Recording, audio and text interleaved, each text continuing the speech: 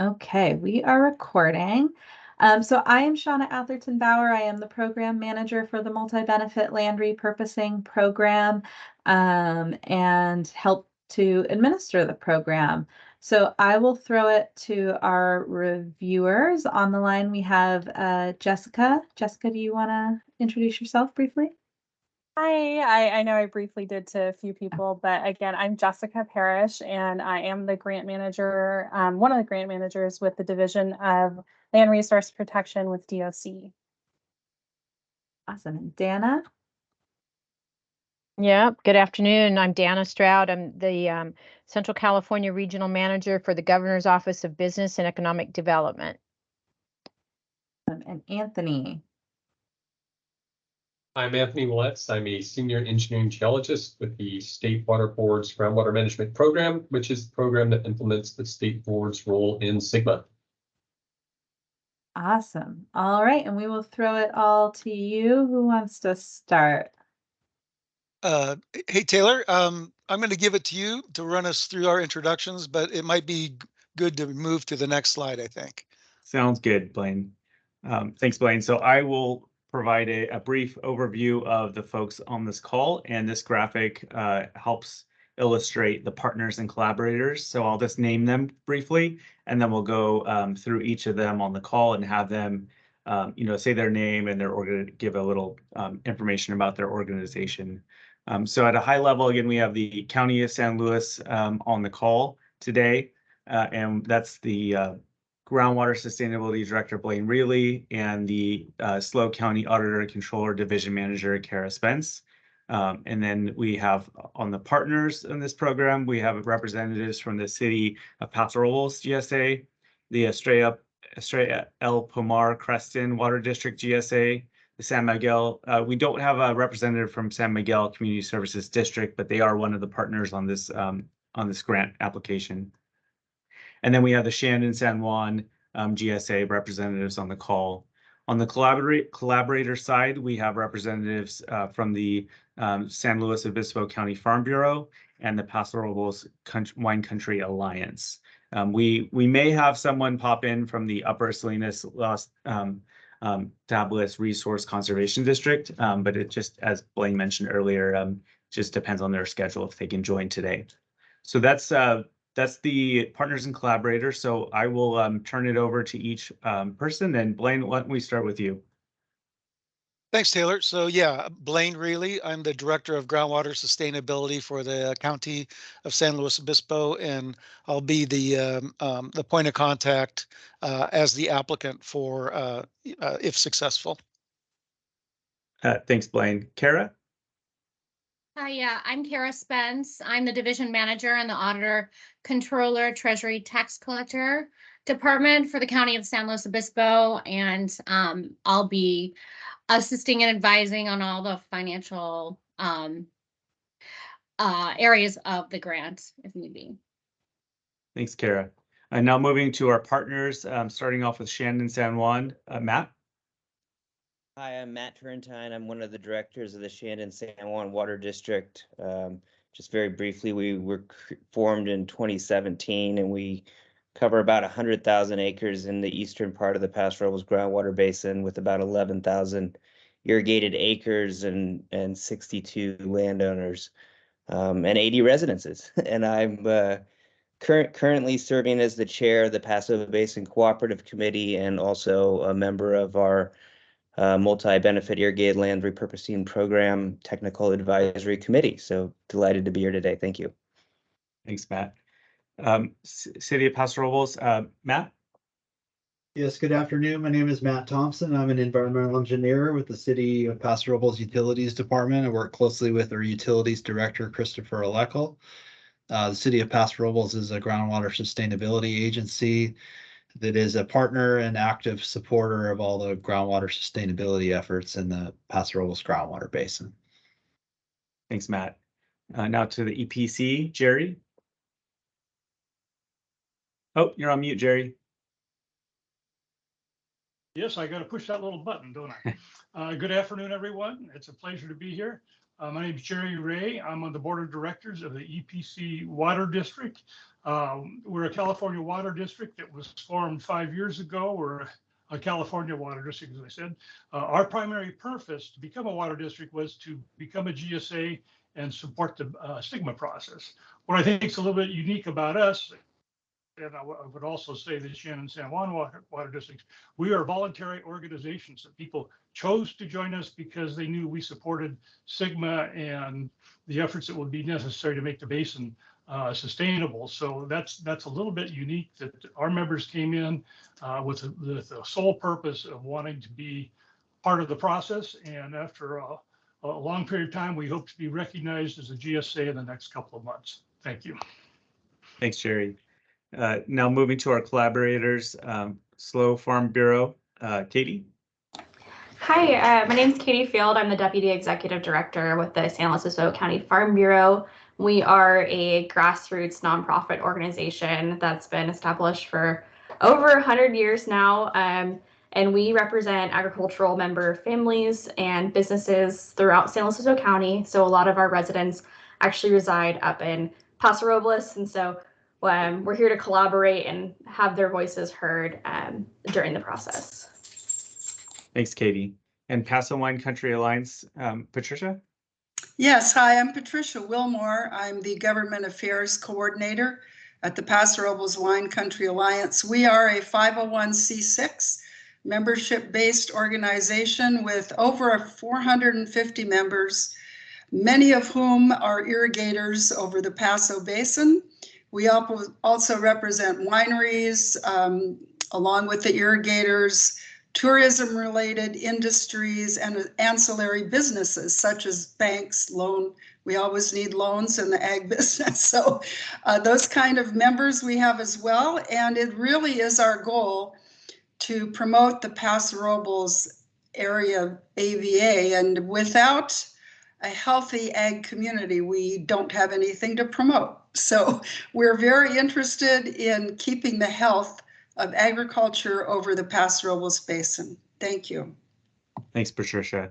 And for the DOC staff, as you can see on the screen, there's a section here next to the County of San Luis Obispo that says third-party support and consultants.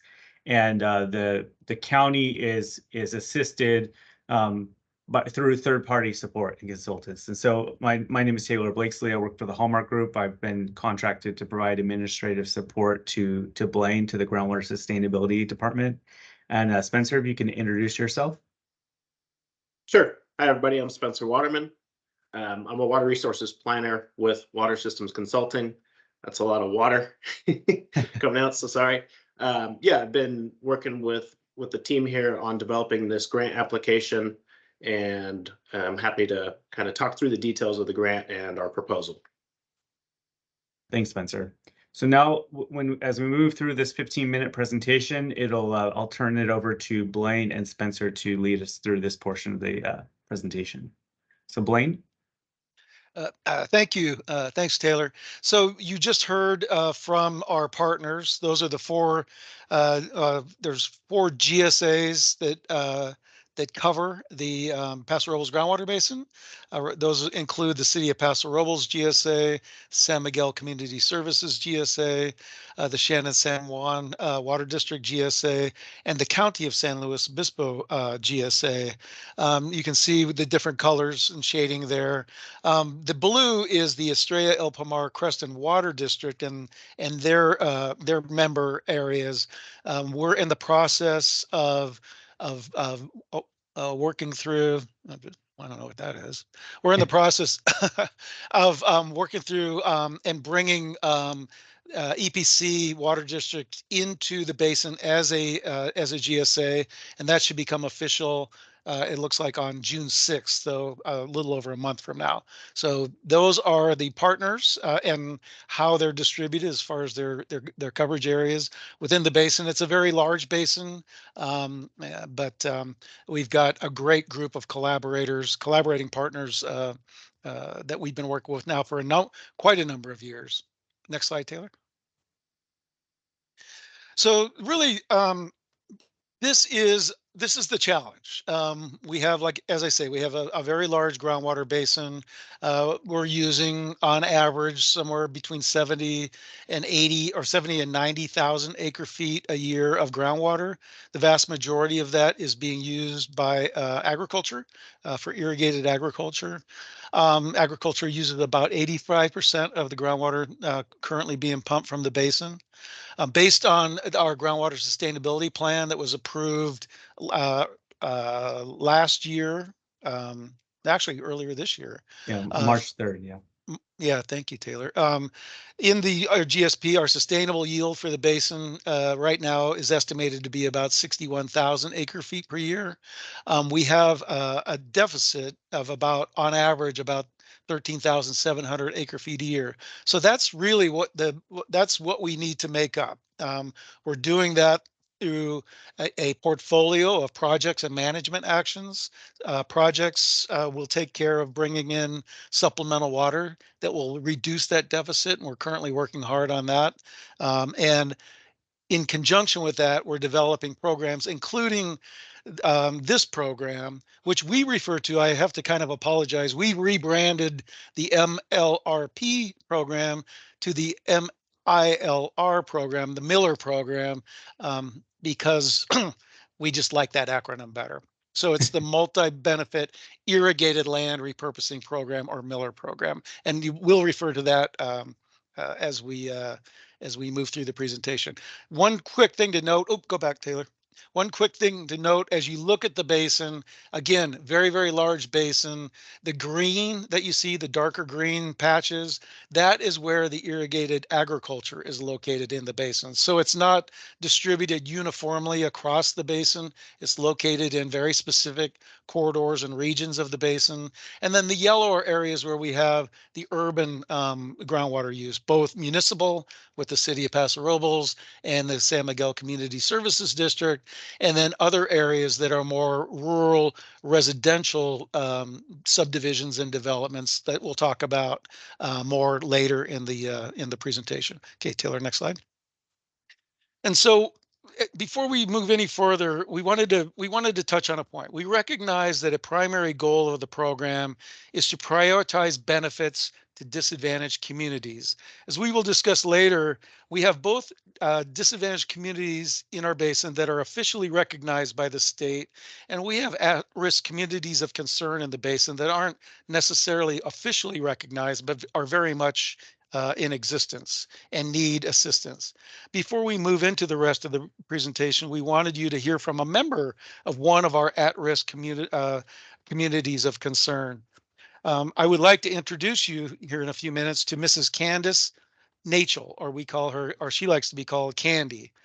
We have a video that we're going to hopefully launch here in a minute, and I'm going to apologize right up front for the video quality at the start of it. It's a bit jumpy, but it gets better in just a sec, Taylor. Go back to the map, please. So what I wanted to point out of the map shows the location of Candy's house. That's the star there. Her house is located in an area within the basin that we refer to as the El Pomar Almond Drive area. If you look at all the little red dots in the basin, those are locations where wells have been reported to have gone dry within the last few years. The Almond El Pomar Drive, where Candy lives, is one of those areas where we have a concentration or a cluster of rural residential wells that have gone dry. Now we can move into the next slide, Taylor.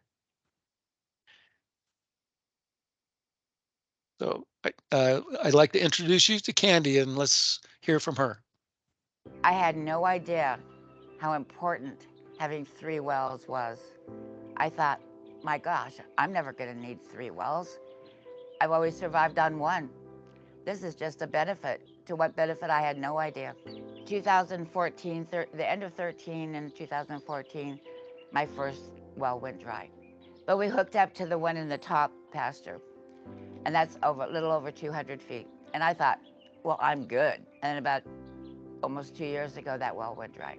Life here has stopped as far as anything that doesn't need water, where we ration. It stops so much, so much. I mean, even to when when do you flush the toilet and when you don't? I have water hauled in by a company, Garrett Crocker Container Stop. He brings me 4,000 gallons, which sounds like an awful lot of water to people that don't know. And I get it once a month for $350 a month. If I was to beg, borrow, and steal $80,000 to drill a new well, I'd be dancing a jig to have water in my wells again and be able to turn on the faucet without turning it off right away. But what would stop the big, powerful pumps when water can be sucked from a mile away? What's to stop those pumps from sucking my well dry again? Everybody takes water for granted. And you can't. I'm testimony to that. There's 2 adults and a 10-year-old girl that live here. And we cannot take water for granted. When I get told, Mom, you gotta call Garrett and get some water delivery, and I say, but we just had one. Wasn't it just 3 weeks ago? That makes my heart sink. It's not cheap for someone that doesn't have financial backing or doesn't have a large income every month. This is very hard.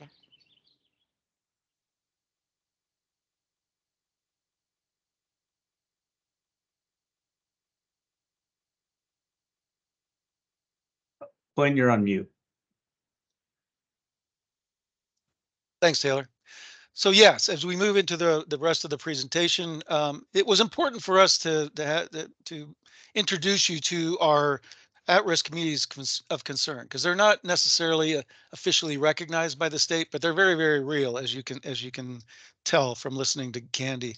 So the purpose of the program, the Miller program, as we look to develop it and implement it, is to provide benefit to the least viable areas for irrigated agriculture while preserving agricultural use in prime farmland areas, to benefit our disadvantaged communities and at-risk communities of concern, to benefit rural residential areas where we see either wells going dry or wells at risk of going dry or losing or disruption of their water supply. We also look to benefit areas that within the floodplain that could potentially be used for recharge of floodwaters and stormwater from flows within those drainages. And then there are other opportunities that will be defined and determined as we move further towards developing and implementing the program. With that, I'm going to introduce you, or turn it over. You've been introduced to him. Turn it over to Spencer Waterman with WSC to walk you through the rest of the presentation. Thanks, Blaine. So we've covered why Miller program is going to be critical, and this slide dives a bit more into what we envision the Miller program development and implementation to look like, and how that aligns with the MLRP grant guidelines and deliverables, which are showed starting in the bottom 3 bullets here. We also have been awarded a DWR Sigma grant, so that's shown with the first 2 bullets. And we've indicated areas where there's parallel efforts with an asterisk on the sub bullets there, and I'll talk about that a little bit more. So work is already underway with the Sigma grant work, and that is a separate but complementary suite of tasks which involves estimating groundwater usage and coming up with an interactive price model and a potential incentive structure, which could be funded by the MLRP grant funding if awarded. And it also involves establishing an accounting method to really track usage and repurposing land to hopefully reduce usage. Ultimately, that work will end up in creation of an enabling ordinance, and that will make everything official as far as entering into the program. And then ultimately, it'll coincide with implementation of the Miller program, which I'll talk a bit more about in the next couple bullets here.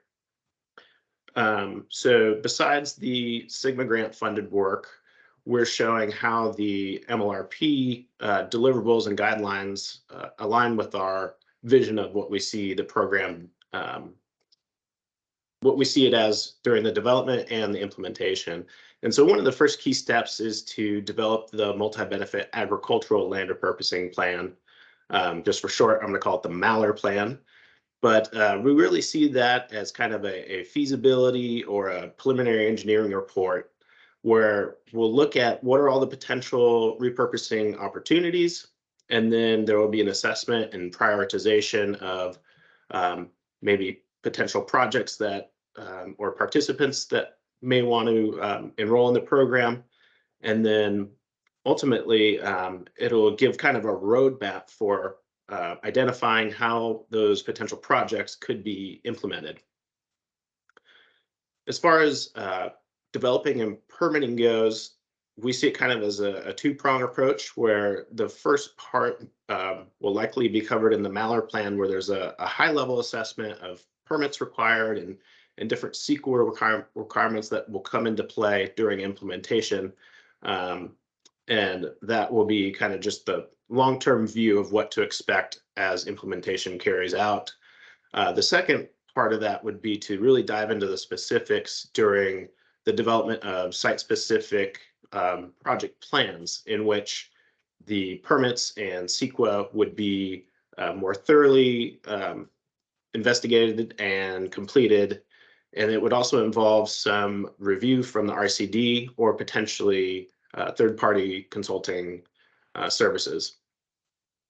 So that kind of goes in line already with the project implementation bullet here, which we envision these rough steps, which are shown here, which involve potential participants submitting a preliminary interest application, and then that application would be reviewed and ranked to determine which products have the maximum benefit for the basin. And that whole process would be vetted with collaborators, partners, and also other third-party entities that may be involved. And I'll talk a little bit more about that specifically with the technical advisory committee in the next slide. And so once it goes through that process of being vetted, ultimately there would be contracts developed with the landowner or lessee, and that whole implementation of the actual site-specific project would be overseen by the Miller program team. So with that, I'll kind of dive into the next slide, which talks a bit more about the who and the how of the program. Hey, So Spencer, hey Spencer, just real quick, DOC, for the DOC staff, I know we're running a little bit long on the 15-minute presentation. Sure. Are you guys okay if we continue? We have about 4 more slides, or do we need to pause and jump into any Q&A? We want to be sensitive to the timeline you sent. You can continue. Okay, thank you. Thanks, Taylor. So yeah, in this slide, we're showing who will be doing the work and how will the work get done. And so kind of a really critical component of that is the Miller Technical Advisory Committee, or TAC for short, which will be advising the Paso Basin Cooperative Committee. And together, those groups will help to educate all the project stakeholders in the development and the implementation of the Miller program. And throughout that process, there will be an open collaboration through meetings that have been ongoing and will continue into the future. And during those meetings and exchanges, we hope to leverage that momentum of partnership and collaboration. Specifically speaking to the deliverable for the grant program of capacity needs, we envision that the workload would be shared amongst the partners, collaborators, stakeholders, and the participants. It's not just one entity pushing it forward. It's really going to be a group effort. And those particular entities that are involved may need some potential third-party help. So we expect that may come into play, especially as projects go towards implementation. Throughout the process, we envision outreach, education, and training going on, which would happen through our collaborators and partners. They've been quite successful historically for many years, reaching out throughout the basin, and we could probably dig into that more in the Q&A, but we plan to continue those efforts and leverage those relationships that they've built in the basin. Ultimately, the monitoring portion of the project would be overseen by the county as they are responsible for managing the grant funds. But really, it would be a collaborative effort still between partners, collaborators, and participants to make sure that projects are helping to achieve basin sustainability, and if not, there would need to be some adjustments thereafter. So the TAC is, as I mentioned, is a really critical component here, and they really have a comprehensive representation throughout the basin of people with decades of technical expertise, and they'll provide invaluable technical input on development of the Miller program. So with that, I think we can talk a little bit more about how we envision these partners and collaborators will reach out to disadvantaged communities in the next slide. Okay, so in this slide, we're showing the traditional disadvantaged community or DAC areas which are provided by the state, and that uses census geographies for census block groups and tracts. And as you can see, there's a large portion of the basin which is designated as a DAC. However, what's not shown is there are particular areas such as San Miguel where the American Community Survey data doesn't quite capture disadvantaged communities all the time. For other programs through DWR and the State Water Board, they are recognizing that areas like San Miguel are actually disadvantaged. If you look at the data a little bit differently, we can dig into that in Q&A if we'd like to. But we see that as an opportunity to really explore what are other communities of concern, which we can go into in the next slide. All right, so in this map, we see blue dots of data from the state's My Dry Well maps. And you can see that they're concentrated in clusters in certain areas. And those are the ones that we're talking about where there's at-risk communities of concern. And so we would really like to focus Miller projects on benefiting those communities and the individuals within them before more wells go dry. We are envisioning that this program, in addition to the other portfolio of options that Blaine mentioned at the beginning, will really help to stabilize well levels for these communities. Next slide, please. Lastly, the purple shown here indicates some flood zones where we would ideally target to potentially have projects that could potentially provide recharge in these flood areas. That would provide not only a benefit for recharge, but also potential benefit for habitat. Ultimately, we're hoping that if we could develop projects in these kind of areas, that would also help with interconnected surface water and groundwater. And with that, we can go to the next one. So to kind of bring it all full circle here, as Blaine mentioned earlier, the Miller program is really envisioned to target the least viable areas for agriculture while preserving farmland. We want to target disadvantaged communities as well as at-risk communities of concern, which tend to be in rural residential areas that have dry wells. And we also intend to target areas that would be good for recharge and habitat benefits. And there may be other factors that come in as the process unfolds, and we're staying open to that notion. With that, we can go to the next one, Taylor.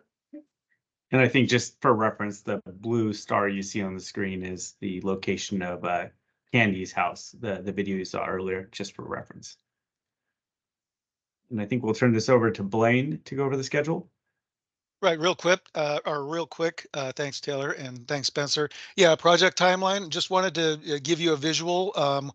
We understand what the timeline is if we're awarded a grant under this program. You can see how it overlays with the work that we're already that's already underway and being funded by the DWR Sigma Round 1 grant. This is a timeline that we feel very comfortable that we can achieve. Program development and implementation. We have the team put together and ready to go. Team's been collaborating now for many years.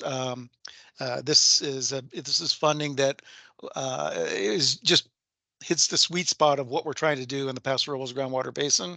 And with that, I will stop and open up the Q&A, I guess.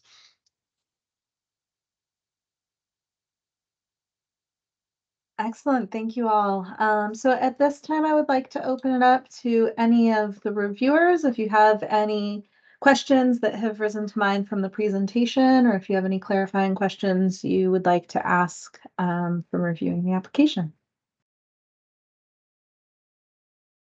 Go ahead, Anthony. Thank you. Yeah, I noticed that the first phase of this program would be voluntary, but you say that if progress towards achieving GSA-approved sustainability goals is determined to be inadequate, you'd move to a second phase it would trigger a second phase with mandatory pumping limitations. And I'm just wondering, is that inadequate determination, is that a DWR determination, or is that something that you would do yourselves before DWR makes that determination? Taylor, I'll take the start of this one. So yeah, Anthony, the way we're envisioning it is the program would be developed as a two-part program, two-component program. The first component would be a voluntary program where where property owners that currently have irrigated land that would be interested in enrolling their property in the program, they would submit a preliminary application. The review committee, the Miller Program Review Committee, would review it. They would rank it based on ultimate benefit to the basin. The properties or the offerings that rank the highest would then be basically balanced against the amount of revenue that we had available to provide the incentives to bring them into the program. And we believe that and that's all voluntary. And we believe that we can achieve we're ultimately looking to reduce pumping through the Miller program and other best management practices programs and efficiency programs. We're hoping to reduce pumping through those management actions by somewhere in between 5,000 and 7,000 acre feet. That's sort of the overall target for our management actions. The rest of our deficit we think we can achieve through supplemental water in our project side of the portfolio. And we would define, the GSAs would define in the development of the Miller program what that threshold is, what are those metrics that need to be met along the way, because it's going to be there'll be benchmarks that will be set over a period of time. If those benchmarks are not being achieved through the voluntary component of the Miller program, the Miller program would have a trigger built into it that would automatically enable the mandatory component of it, and that would be the mandatory component would include sort of an allocation and pumping reduction element to it. We're hoping we don't have to get that far, but it will be hardwired into the Miller ordinance when it's adopted by each of the GSAs. Thanks, Blaine. Thank you. Sorry, 1 second. And can you clarify who is establishing those benchmarks and triggers? The Miller Technical Advisory Committee will really be taking the lead. They're already working on it, but they'll be taking the lead in developing the details of that ordinance, which will include those triggers. So just to clarify, you won't wait until an adequate determination of an adequate implementation from DWR. You'll be benchmarking yourself and. Yes, yeah, that's absolutely, yes, that's the case, yeah. And I would, Matt Turrentine is on the Miller Technical Advisory Committee, and would you like to add anything to that, Matt? Sure. I've just a couple of points. I mean, obviously, I agree with everything that Blaine said, but we are looking just broadly as this collaboration of 4 GSAs at all kinds of projects to bring this basin into sustainability. And this is an important one, but not the only one. And so, we intend we're actually making a lot of progress on getting recycled water blended with some surface supplies. That'll be very helpful.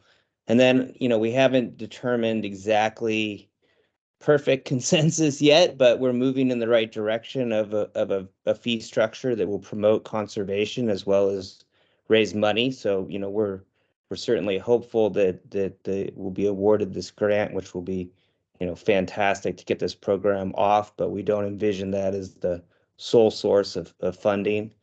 And I think, yeah, happy to answer any other questions. If I may, Blaine, add, this is Patricia. I'm on the Miller TAC as well.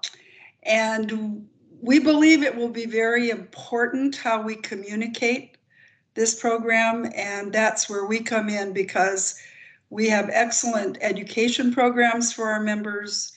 And it is, I've been told many times by growers, they're going to need to understand why this is good for them, why it's good for the basin, why it's helpful for our neighbors. And so as a collaborator, being able to communicate that message, I think, is really going to be key.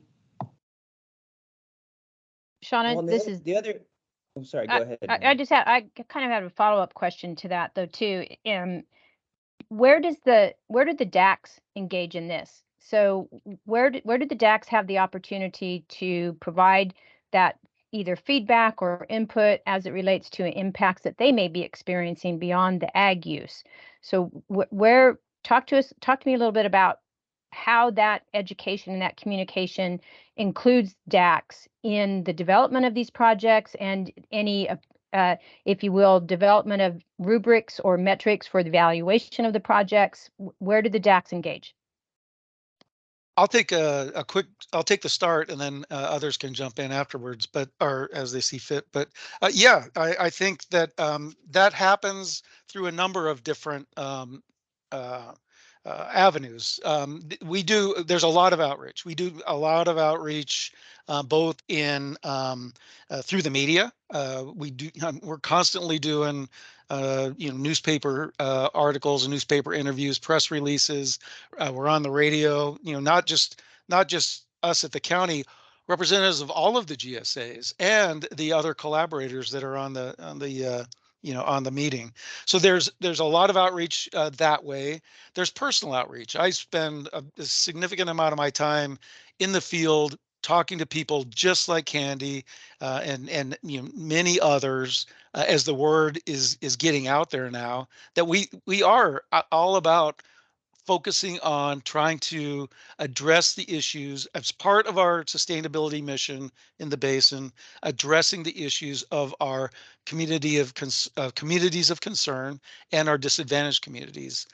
We also, the PBCC, our Paso Basin Cooperative Committee, which is has representation from all GSAs. We hold regular public meetings. They're open to the public. They're well attended by the public, and there's always representatives of the disadvantaged communities at those meetings, and they're very engaged. In fact, we have Candy, who is one of those, is on one of our technical advisory committees. She's actually on our the expanded monitoring network technical advisory committee, and very active. So we're out there, we're working hard at it, and it's not, as I say, it's all the GSAs and the collaborators. So that's kind of how I would answer that question, but I would also give the opportunity to the others in the room to answer that question.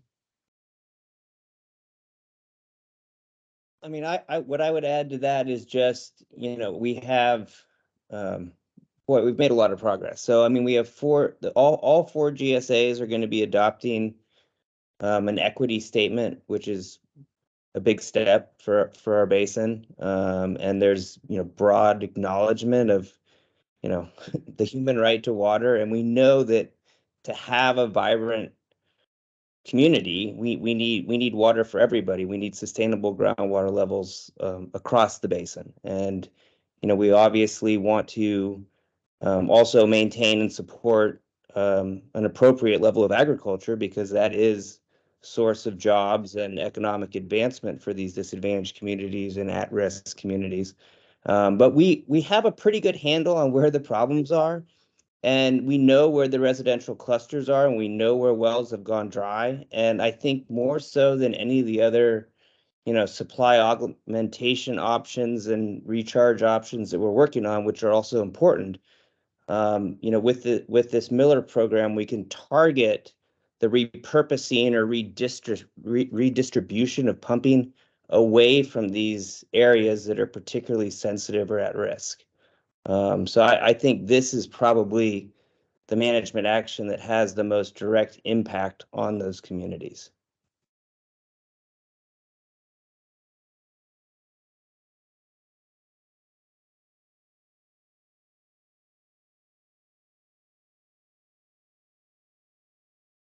Great. All right. Do the reviewers have any additional questions? Anthony, you had looked like you might have another question.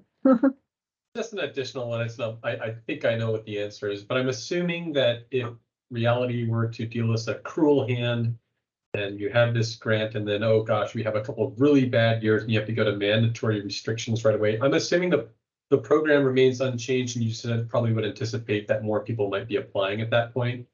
I don't see anything in here that would indicate that your program changes. It would just be some cuts, and that would probably incentivize people to try to, you might have a lot more people volunteering. Is that how that would work?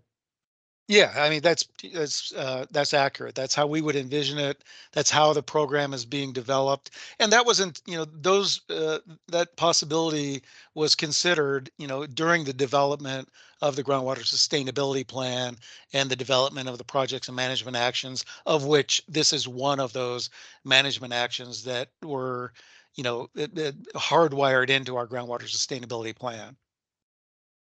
And you Thank know, you. regardless of whether you know any incentives come from grant money or funds we've raised within the basin, we want to make those funds go as far as possible. So I mean, you know, we want to, you know, minimize incentives as much as possible, and to the extent that anyone is willing to just join voluntarily without incentives, that's great. And you know, we're going to be working on, you know, the right kind of reverse lottery structure, if you will, to you know, prioritize areas that are important, but then minimize incentives. And that would obviously prepare us well if there's, you know, challenges down the road.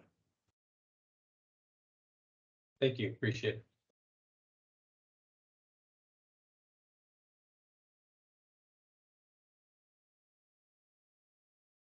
it. Okay. Jessica, did you have any questions? Not at this time. Perfect. And Dana, did you have any additional questions? No, thank you. No, thank.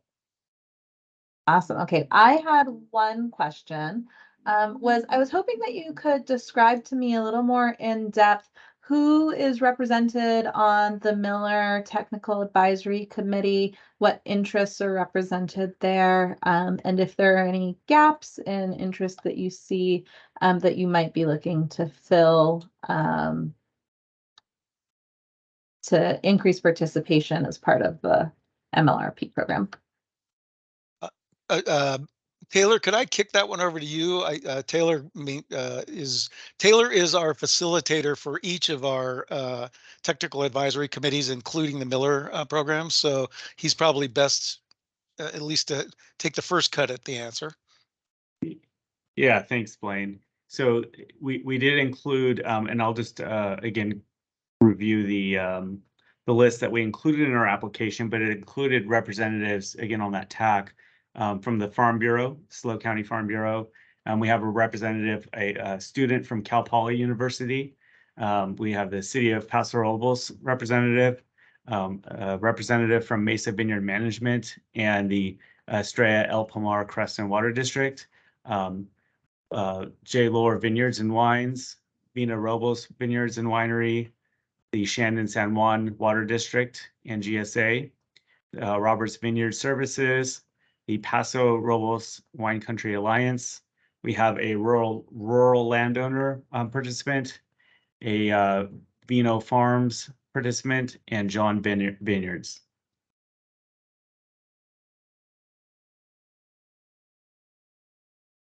I would say that it is certainly weighted towards irrigators because we need the broad input from the people that we want to enroll in this program. So understanding, what do we need to do to make it work? And in some cases, what's the bare minimum we have to offer to make this program robust and successful? And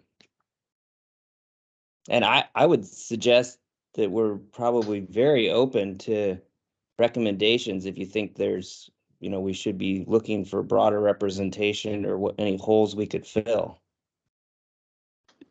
And I would add, when we formed the Miller TAC, we actually extended invitations to other MPOs, including NIMS, NOAA, NIMS, and our local chapter of the Sierra Club, because we felt like it would be important that they also share their voice and be part of the development of the framework for this program. And at the time, they just weren't, they were interested, but they just didn't have the bandwidth to be able to participate. So that's something, as we move forward, that's something we're certainly open to.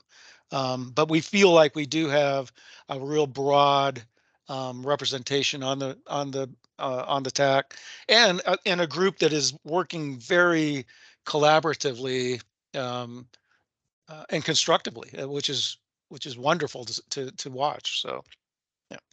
And I would make a comment too. I think, as Matt pointed out, the list kind of looks like is weighted towards the agricultural community, but I think that's indicative of the fact that ag pumpers is 90% in our basin. So I think there's a general acceptance in the ag community that our management actions are the ones that are going to have to be necessary if we're going to have a balanced and sustainable basin. And I think to serve any disadvantaged communities or communities at risk, I think starting with a balanced basin is an important first step. Yeah, did you have any feedback for our group on the makeup of the TAC?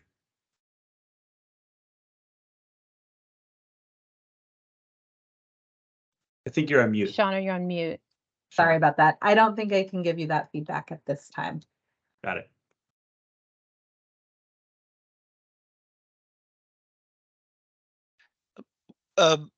Taylor, when you went through the list, isn't RCD represented on the Miller TAC? I didn't hear their name, but I thought they were.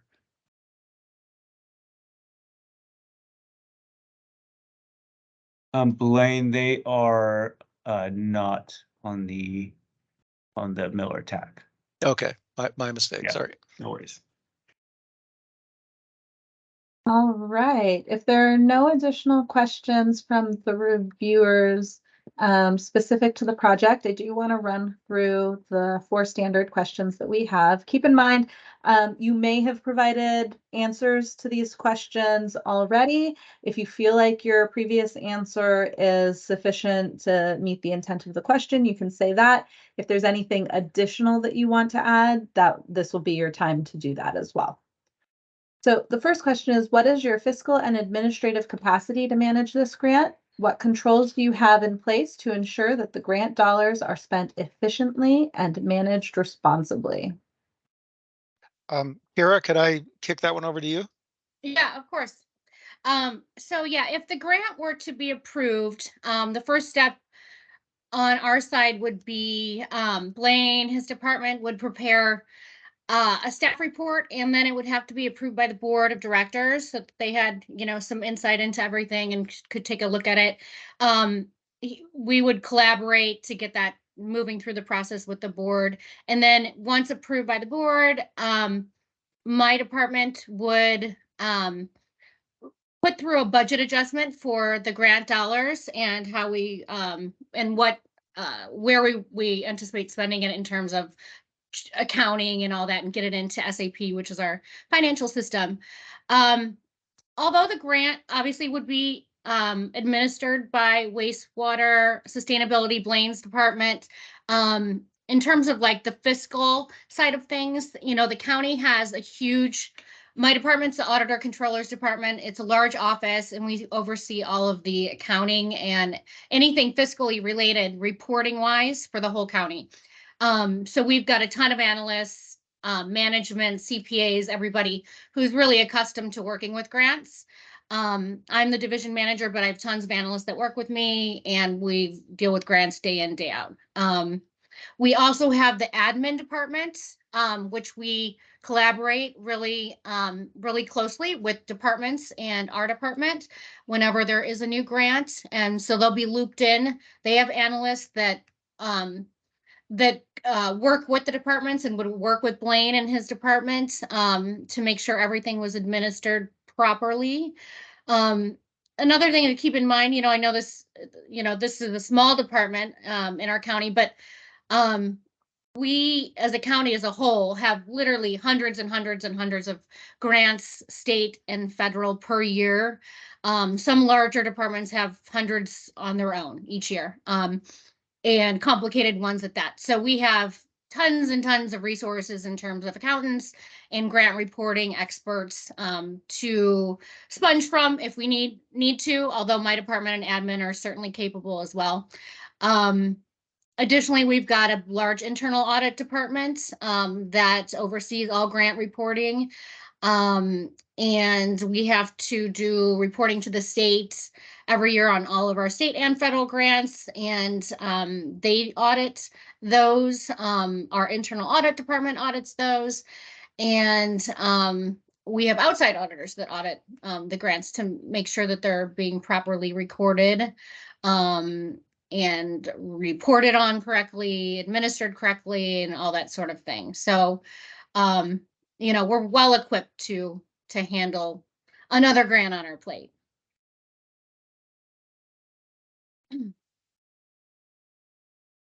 Does that answer your question?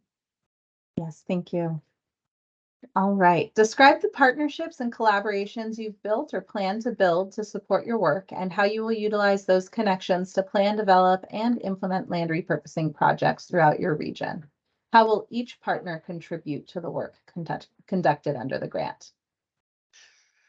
I think I will start, and then I'll let each of the partners and collaborators, chime in as they so desire. I think you've heard already that we have, a very strong group of partners and collaborators that have been working together really on achieving basin sustainability now for quite a number of years. We work well together. We have the 4 GSAs. We operate under a memorandum of agreement that basically says that we have to have unanimous agreement to basically make any decision, move forward with any decision or initiative in the basin. So it's either all or nothing, and we've done that. Every major decision or initiative that we've had to implement has been a unanimous vote by the 4 GSAs through the Paso Basin Cooperative Committee. Very proud of that. Our GSP was done, in a very efficient way, and it was done with full collaboration of all GSAs. EPC will soon be a GSA. They were at the table through the entire process as a water district. They've been a partner the entire time. We're looking forward to them being a GSA, take a little bit taller seat at the table now. And again, each of the various collaborators that are represented here and are on our team have extensive experience working with each of those. So with that, I'll give it to Matt if he has any further comments. I think, and I'll to the extent I can speak for San Miguel as well. I mean, I think all the other GSAs, the partners in this application are prepared and willing to work independently and through the PBCC to find, identify as much ground as possible that can be repurposed in areas that will have the most impact on basin sustainability and offer the most kind of buffer and protection for the disadvantaged communities. So I think we're all going to be pulling together on this.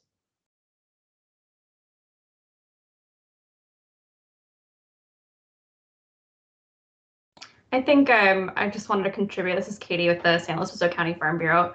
As a collaborator on this project, I think I failed to mention that we represent 700 member families and businesses throughout San Luis Obispo County. And so what we do to basically engage with those individuals is that we have a lot of educational resources, including newsletters and meetings, as well as workshops and events. And so as kind of a side, my boss does operate on the Miller TAC. He's one of those representatives. But in addition, we do try to provide those educational resources to our members and those in the community that also just want to reach out to their office. And so we have a lot of the time when we're sharing resources like the Miller program to our members, we get a lot of calls. And so we direct that towards people that can better, either if we can answer, be able to do that, or direct them to someone that can answer those questions.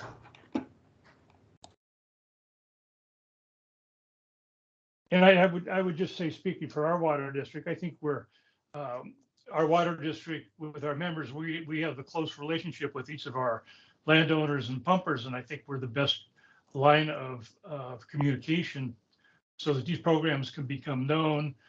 We can educate the importance of this directly with our landowners, and we're in a better place because we have this one-to-one relationship with our members.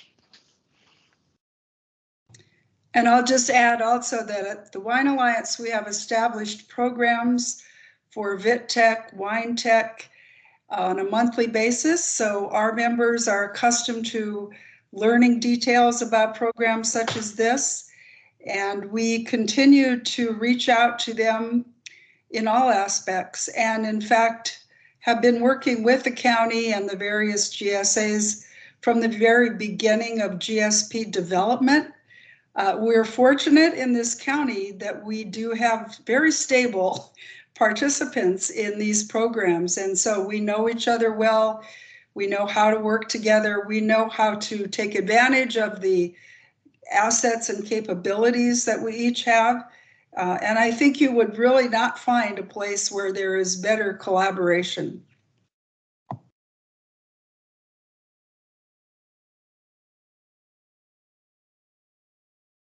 Thank you. A primary goal of the program is to prioritize benefits to disadvantaged communities. How have you engaged with disadvantaged communities in your region in the past, and how do you intend to engage and collaborate with those communities through your grant work? Well, I think in our presentation, I think that we gave you some insight as to what we have been doing and our sensitivity to the disadvantaged communities and communities of at-risk communities of concern within the basin. We have already been working on outreach. We'll continue to do so. Each of the partners and each of the collaborators that are on this team have a unique window into the basin, and each of them have a slightly different opportunity or interface with the disadvantaged communities, and with that we get a lot of overlay. So what the county is doing in their outreach, overlays on top of what things like the Paso Robles Wine Country Alliance are doing. RCD is very active. Unfortunately they're not able to attend today, but they're very active in outreaching to disadvantaged communities with a number of their programs, not just this program, but other programs. You heard from the SLO County Farm Bureau. You know, they're out there. So we're all touching that community in from slightly different directions and in slightly different ways. And I think with that, we get a really good coverage as we move forward and the program becomes more defined. You know, that will continue to strengthen. But yeah, I think we feel pretty comfortable that we are in connection with and in communication with the disadvantaged communities and at-risk communities of concern in the basin.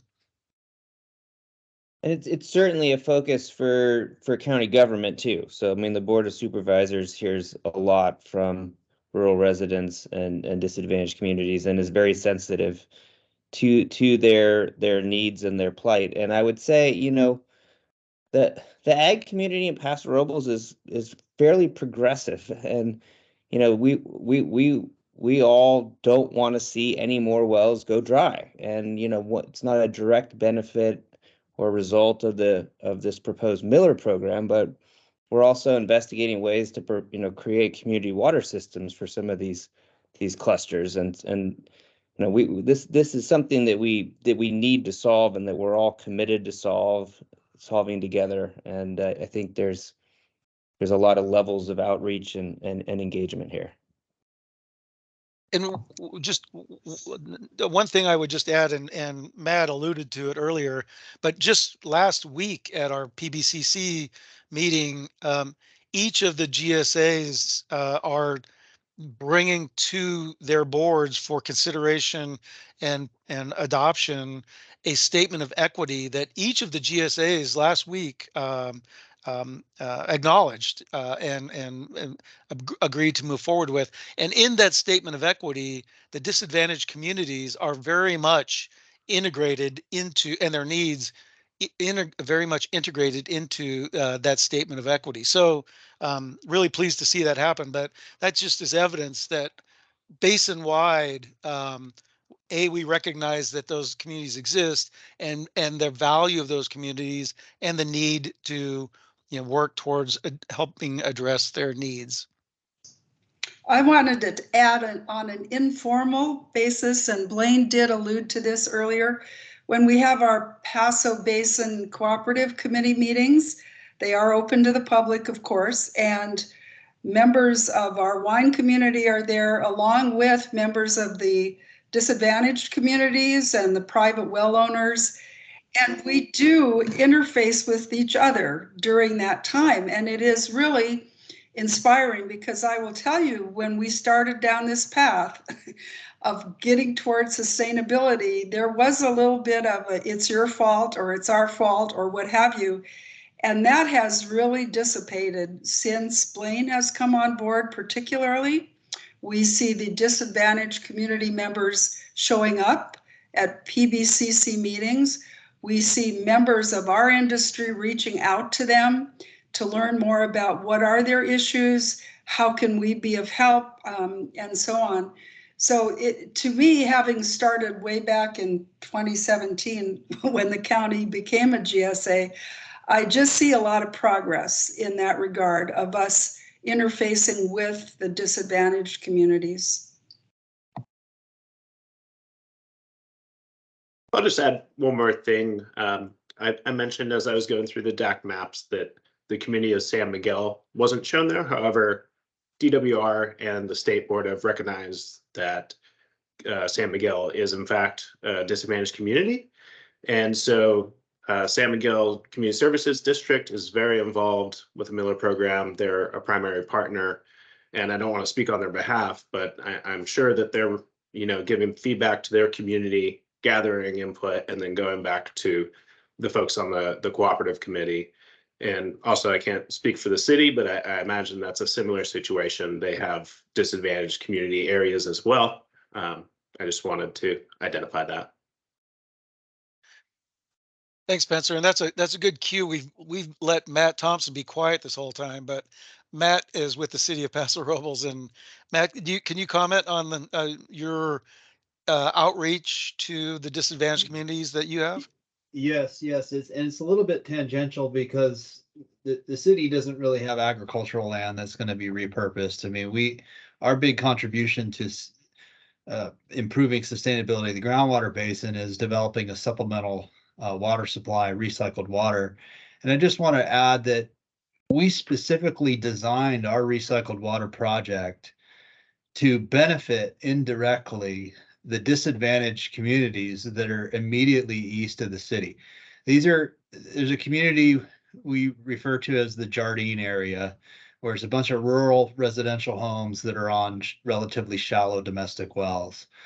And we're moving all of our recycled water to the east side of the city to lessen the impact on the groundwater in that particular area so that it may indirectly benefit that area that's disadvantaged. And I think it's important to make a distinction. We're not just talking about people that are disadvantaged by the financial criteria. There are people that are doubly disadvantaged in that they might not, have the finances to, they literally have dry wells. And so we look at disadvantage, including people outside of city limits, and that's really a first for the city of Paso Robles. We historically would not even think to provide water or sewer service benefit to areas outside of our service area. But because of the cooperation with the groundwater sustainability agencies, we sort of changed our policy and thinking on that. So.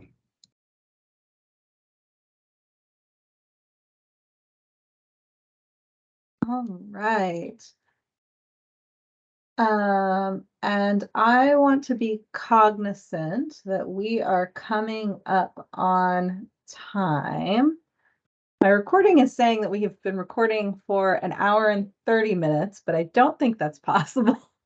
Because I think we've just hit an hour and 15 or an hour and 10. But I appreciate your feedback there. I have one last question for you, and then we'll wrap up. So these grants are intended to be a partnership between the state and the regional block grant recipients. As part of the grant, you'll attend monthly meetings with the department and the statewide support entity to ensure that you are supported in your work. If you were to receive funding what immediate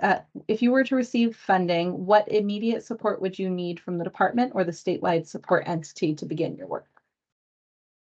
We've talked about this, and I think other than the real initial support that we see that would be of great value is that your department through your round one has already funded, I think 3 or 4 projects that are starting, that are that are in the implementation process.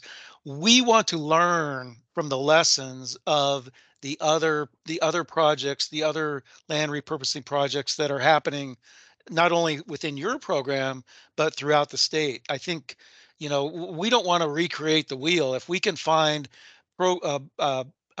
elements of other programs that are being implemented successfully, that's the value that we see initially, at least, by having that opportunity to engage. As that moves on, as we move forward, that may change. There may be other resources or input that we would like, but that's what we see as the initial important resources that we would like to have access to. And as far as I know, it talks about meetings and the attendance of the meetings. Again, you've heard that our TAC is critical and integral to the development of the program. So, we would anticipate that the folks on this team that would interact with your folks, on your side, including the support entity, would be members, a select subcommittee probably of our TAC, and then probably including a county representative. And what additional support would you envision needing as your grant progresses? And you don't have to have an answer, but if you do, we want to be aware. We don't necessarily think any support directly from the department or from the statewide support entity. We do anticipate as we move along that we will bring on third-party expertise in the form of consultants and outside experts to help us. But right now, we're not thinking that we, at least initially, that we need a whole lot of support from your end. Other than just sending us the check. All right. So that concludes this interview and all of the questions that I had. We've got 1 minute. Are there any last questions from the reviewers? Perfect. All right. Well, thank you all so much, and I hope you have a wonderful day. Thank you, guys. Thank you very much. You. Appreciate Nice it. to meet